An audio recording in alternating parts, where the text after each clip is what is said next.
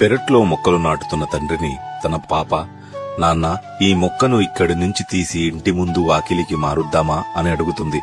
అప్పుడు నాన్న, అది ఎలా సాధ్యపడుతుంది తల్లి, మొక్క చిన్నగా ఉన్నప్పుడే మార్చాలి, కానీ ఎదిగాక కొత్త ప్రదేశంలో కొత్త మట్టిలో నిలదొక్కుకోలేదు అని అంటాడు. అప్పుడు ఆ పాప, నాన్న, ఈ మొక్కలాగే మన ఇంట్లో పెరిగిన ఇంకొక మొక్క అక్కని మీరు పెళ్లి చేసి వేరే ఇంట్లోకి పంపిస్తున్నారు కదా, మరి అక్కడ ఎలా నిలదొక్కుంటుంది అని అమాయకంగా అడుగుతుంది. దానికి నాన్న నవ్వి, అమ్మా, ఈ సృష్టిలో కేవలం స్త్రీకి మాత్రమే ఆ శక్తి ఉంది, తను పుట్టి పెరిగిన పరిసరాలు కాదని, కొత్త చోటికి వెళ్లి ఆ వాతావరణం, ఆ వ్యక్తులని, ఆ బంధాలని అలవర్చుకొని వారికి అనుగుణంగా పరివర్తనం చెందుతూ అన్ని రకాల పరిస్థితులను తట్టుకొని వృక్షంలా ఎదిగి ఒక కుటుంబాన్ని నిలబెడుతుంది. అలాగే కదమ్మా, నన్ను కన్న తల్లి, నిన్ను కన్న తల్లి కూడా ఎక్కడో పుట్టి వచ్చి ఈ ఇంటిని, ఇంత గొప్ప కుటుంబాన్ని మలిచారు.